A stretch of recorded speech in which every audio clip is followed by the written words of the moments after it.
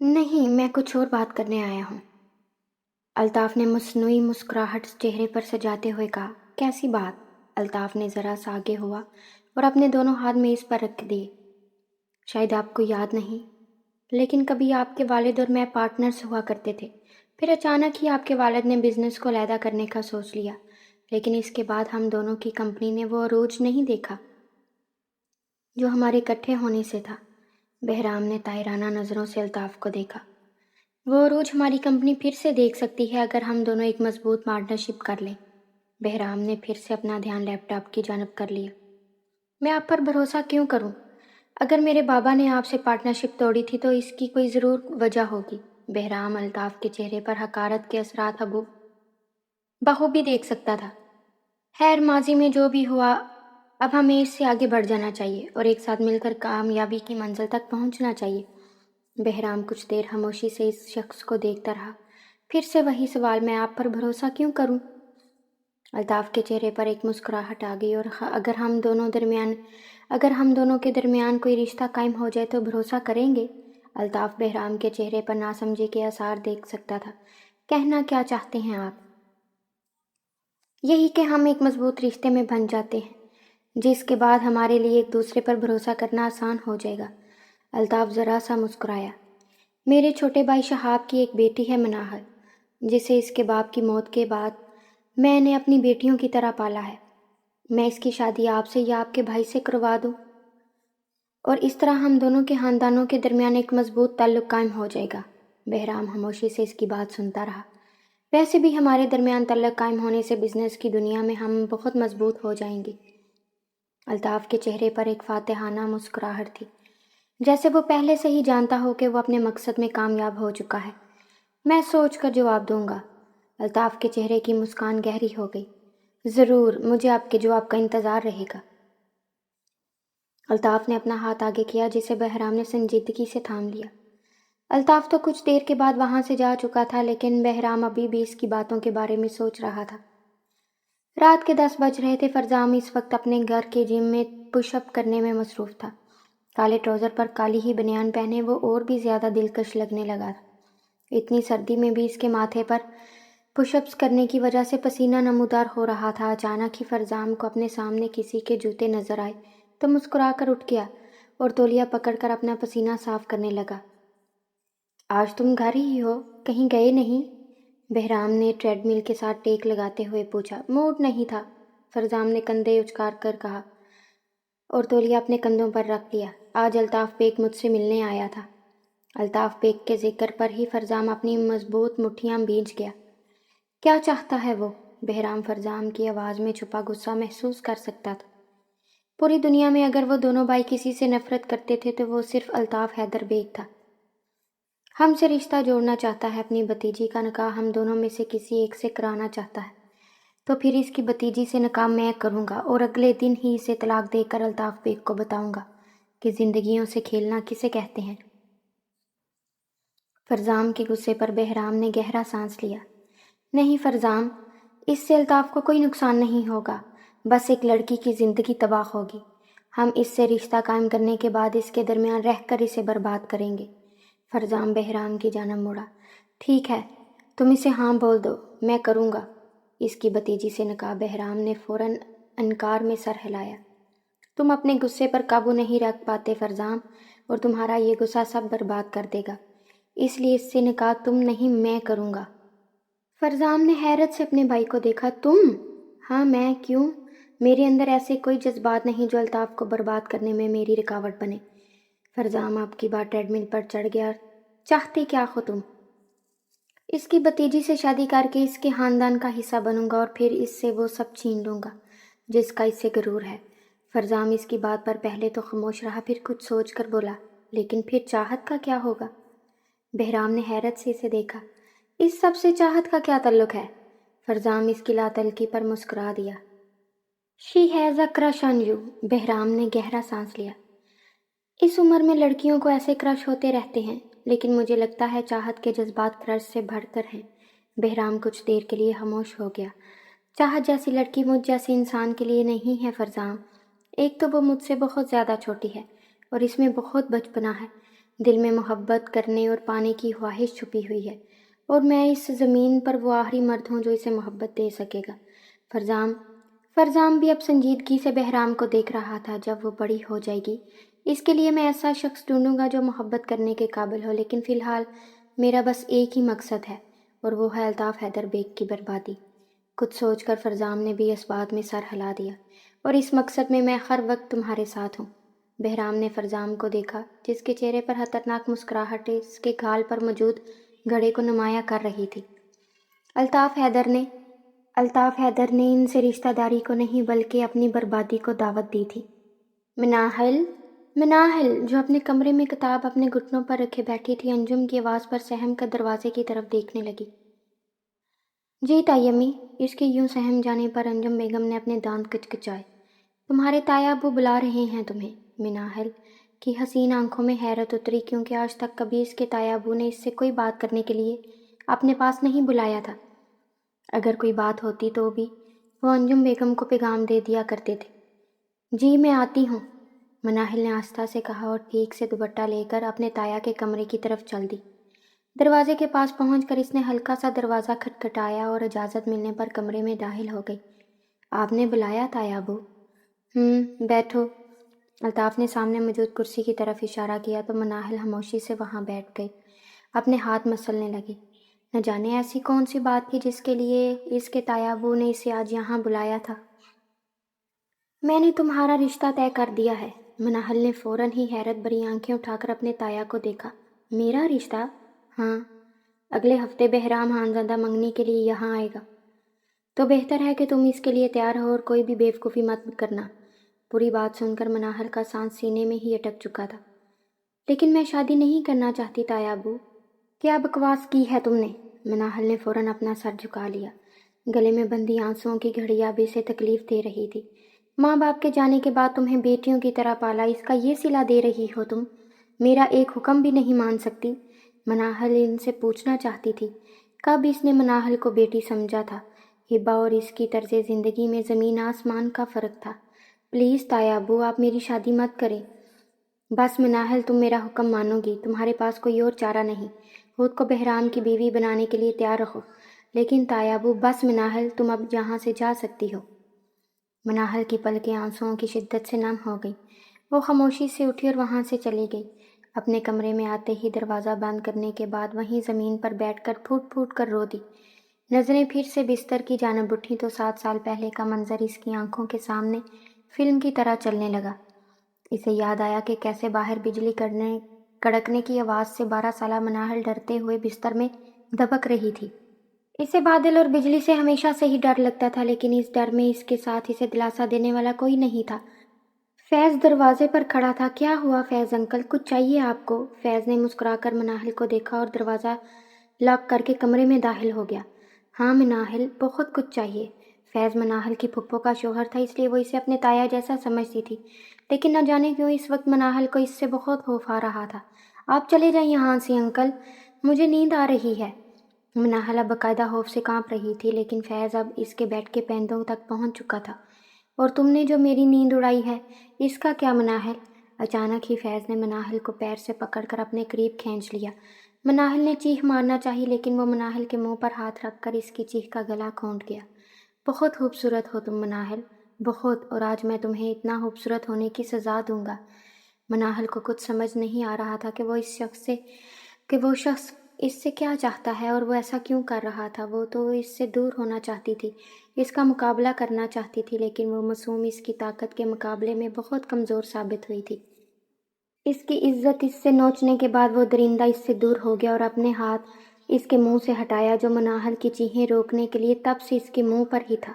مناہل اس کے دور ہوتے ہی بھاگ کر کمرے کے کونے میں چلی گئی اور اپنے ہاتھ اپنے گھٹنوں کے گرد لپیٹ کر پھوٹ پھوٹ کر رونے لگی۔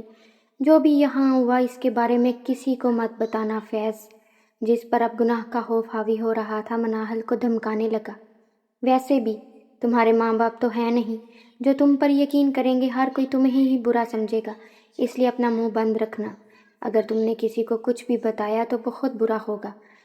اتنا کہہ کر وہ وہاں سے چلا گیا، لیکن مناہل پوری رات اسی کونے میں بیٹھ کر روتی رہی تھی۔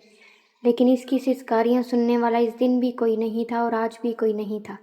اس کے بعد وہ پھر کبھی مناہل کے قریب نہیں آیا، لیکن اس ایک رات کا کرب یاد کر کے مناہل پھر سے 1000 موت مری تھی۔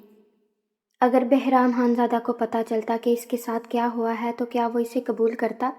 اس کے بارے میں کسی کو مت بتانا لڑکی، کیونکہ ہر کوئی عورت کو ہی قصوروار سمجھتا ہے۔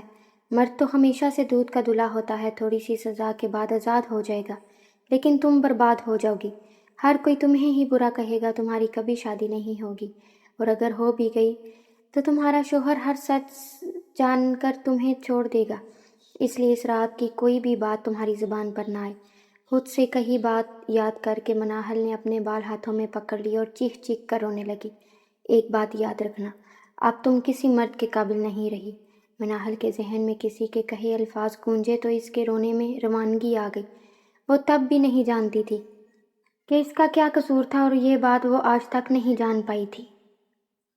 وردہ کی نم آنکھیں کھلیں تو وہ ہاسپٹل میں تھی۔ اسے یاد آیا کہ کیسے اچانک اس کی طبیعت خراب ہو گئی تو سلیمان اسے ہاسپٹل لے کر آیا تھا۔ یہ 9 ماہ سلیمان نے ہر پل اس کا خیال رکھا تھا۔ اسے نہ صرف نوکری دی بلکہ ایک فلیٹ اور ملازمہ دی تھی جو اس کا ہر وقت خیال رکھتی تھی۔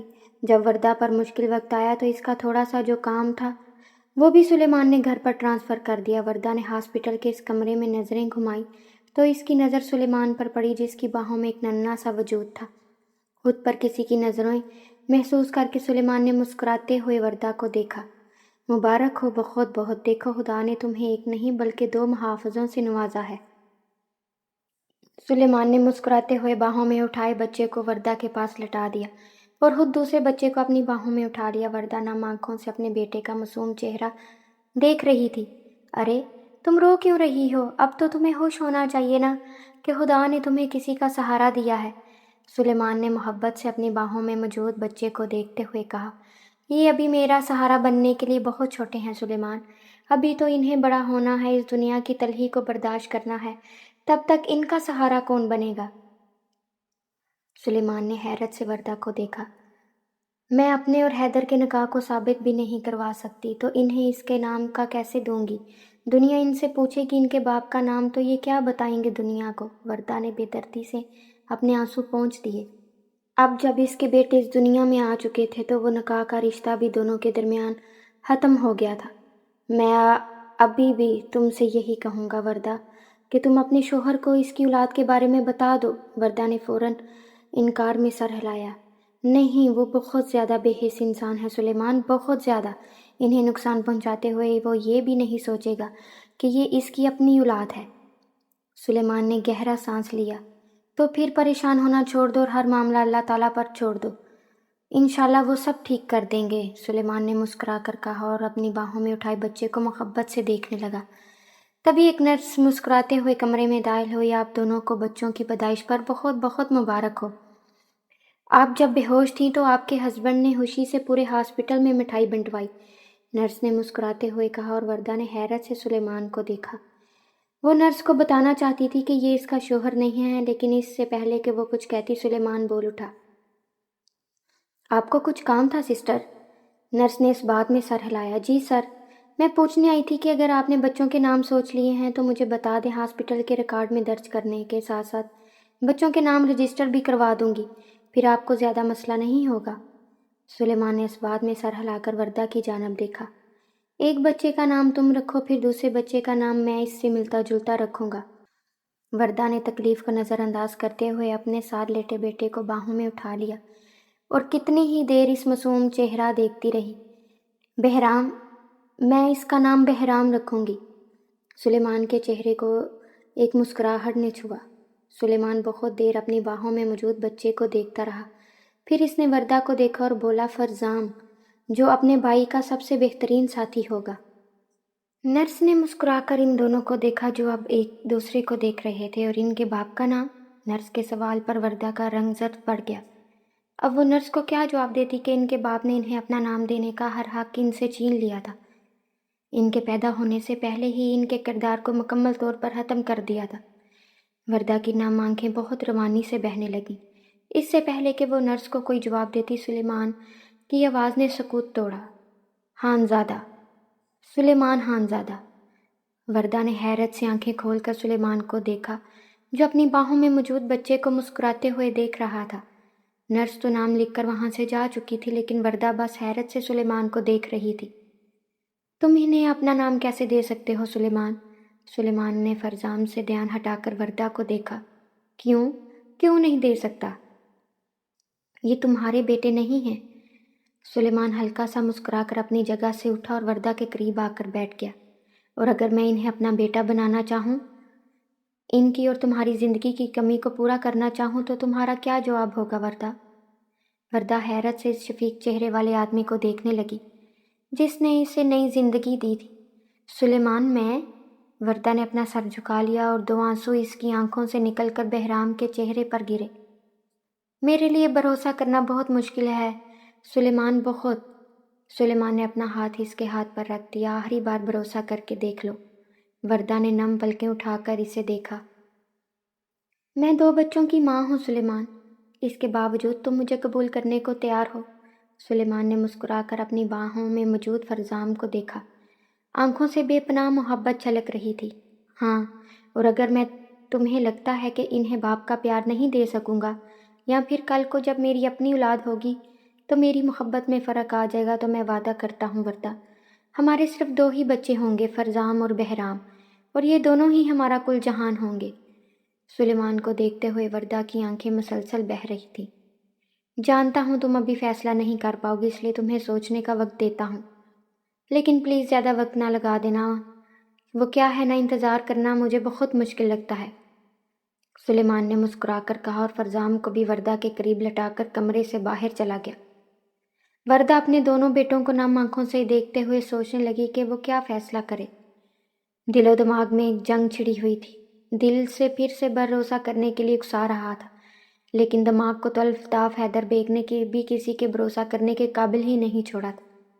میری مدد کریں یا اللہ پاک، مجھے راستہ دکھائیں کہ میں کیا کروں، وردہ نے روتے ہوئے التجا کی، اور پھر کتنی ہی دیر اپنے معصوم بچوں کو روتے ہوئے دیکھتی رہی، لیکن آخرکار اس کا دماغ اس کے دل کو گھٹنے ٹیکنے پر مجبور کر چکا تھا۔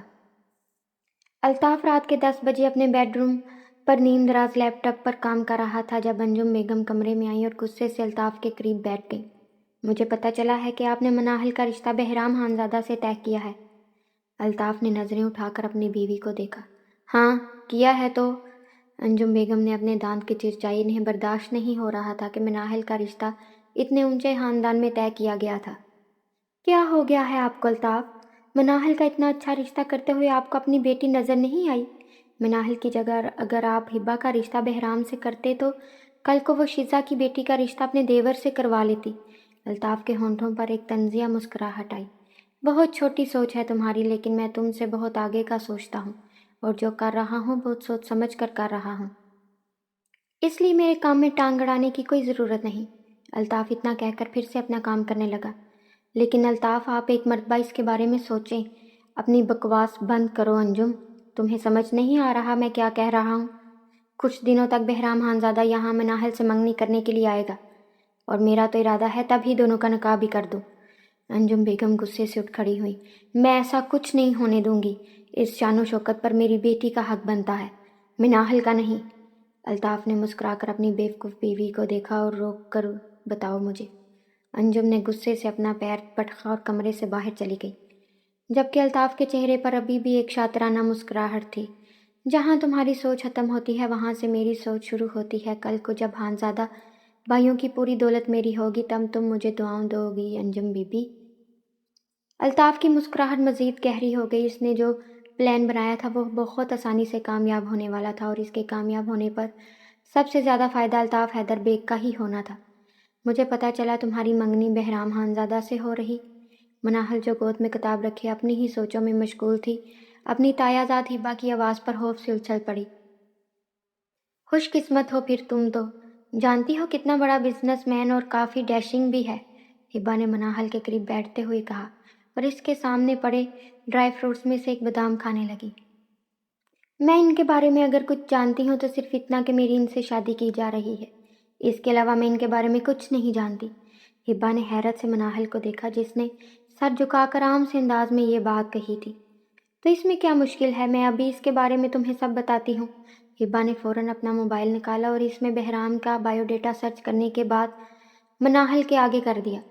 کافی کامیاب بزنس مین ہے تمہارا ہونے والا شوہر، اپنے باپ کے لاکھوں کے بزنس کو کروڑوں میں بدل دیا، اس نے ہبا مسکراتے ہوئے اسے بتا رہی تھی۔ مناہل بس مردہ حالت میں اپنے ہونے والے شوہر کو دیکھ رہی تھی، جو واقعی بہت زیادہ شاندار پرسنالٹی کا مالک تھا، لیکن اس کے چہرے سے ہی سرد مہری چلک رہی تھی۔ کیا وہ سرد مہر سا شخص اس کے غم کو سمجھ پاتا؟ کیا وہ اس کے دکھوں کا مداوع کر سکتا تھا؟ بلکہ سب سے اہم سوال تو یہ تھا کہ کیا وہ اسے قبول بھی کرتا؟ تھوڑا خڑوس مزاج ہے لیکن تمہارے ساتھ سوٹ کرے گا، کیونکہ تم بھی تو اس کی طرح ہی سنجیدہ ہی ہو۔ مناہل نے اپنا سر جھکا لیا اور اپنے ہاتھ مسلنے لگی۔ اچانک ہی اس کی نظر بہرام کی تصویر پر پڑی، لیکن اس مرتبہ اس کے ساتھ کوئی اور بھی تھا، جو دیکھنے میں کافی حد تک اس کی طرح لگتا تھا، لیکن بہرام کے برعکس اس کے گال پر ایک شرارتی سا گھڑا نمایاں ہو رہا تھا۔ یہ کون ہے؟ مناہل کے پوچھنے پر ہبا کے ہونٹوں پر ایک مسکراہٹ آئی۔ مناہل نے ناسمجھی سے اپنے تایازاد کو دیکھا۔ بہرام خانزادہ کا جڑواں بھائی فرزام خانزادہ ہے، انسٹاگرام سٹار ہے یہ، تقریباً 30 ملین سے زیادہ فالوورز ہیں اس کے۔ کتنی ہی غیر ملکی اور ملکی لڑکیاں مرتی ہیں اس پر۔ رکو میں تمہیں دکھاتی ہوں۔ اتنا کہہ کر ہبا نے انسٹاگرام کھولا اور فرزام کی پروفائل مناہل کو دکھانے لگی، جس میں فرزام کی مختلف تصویریں تھیں جو ایک سے بڑھ کر ایک تھیں۔ دونوں بھائی 30 سال کے ہیں، لیکن فرزام کی پرسنالٹی سے بالکل نہیں لگتا۔ اف، اتنا کمال بندہ ہے یہ، کیا کہوں۔ ایک مرتبہ اپنے کالج کے سپورٹس میں فرسٹ آیا تھا، لیکن اس کی ٹرافی کو اس سے پہلے کسی نے چھو لیا۔ پھر ہبا کے خاموش ہونے پر مناہل نے گھبراتے ہوئے پوچھا۔ فرزام نے اس ٹرافی کو سب کے سامنے پھینک کر توڑ دیا، کیونکہ اس کی چیز کو پہلے کسی اور نے چھوا تھا، اور فرزام خانزادہ اپنی چیزوں کو پہلے بہت زیادہ پوزیسو ہے۔ ہبا کی بات سن کر مناہل کا سانس اس کے سینے میں ہی اٹک گیا۔ شکر تھا کہ وہ بہرام کی بیوی بننے والی تھی، اور اگر اس کی جگہ اس کے لیے فرزام چنا جاتا تو شاید مناہل کی ناپاکی پر اس کی جان ہی لے لیتا۔ اس گھر میں جا کر فرزام کو میرے لیے بک رکھنا تم، ہبا نے شرارت سے آنکھ دباتے ہوئے کہا۔ لیکن سب سننے کے بعد مناہل مزید گھبرا چکی تھی۔ اور بہرام کا کیا؟ وہ بھی اپنی چیزوں کے لیے بہت زیادہ پوزیسو ہیں؟ مناہل نے گھبراتے ہوئے پوچھا تو ہبا سوچ میں ڈوب گئی۔ پتہ نہیں یار، اس کے بارے میں کوئی کچھ زیادہ نہیں جانتا، لوگ تو اسے سٹون مین کہتے ہیں، جس میں کوئی جذبات ہی نہیں۔ مناہل کا اضطراب ہبا کی باتوں سے بڑھتا جا رہا تھا۔ خیر تم کیوں ٹینشن لے رہی ہو، تمہارا ریکارڈ بالکل کلیئر ہے، بوائے فرینڈ ہونا تو دور کی بات ہے، گھر سے باہر بھی نہیں نکلی، ہبا نے شرارت سے کہا۔ لیکن یہ سب مناہل جانتی تھی کہ سچ کیا تھا، اور وہ بس یہ دعا کر سکتی تھی کہ بہرام کو کبھی سچ پتہ نہ لگے، اور اگر اسے سچ پتہ لگ جاتا تو اس سے آگے مناہل نے کچھ نہیں سوچا تھا۔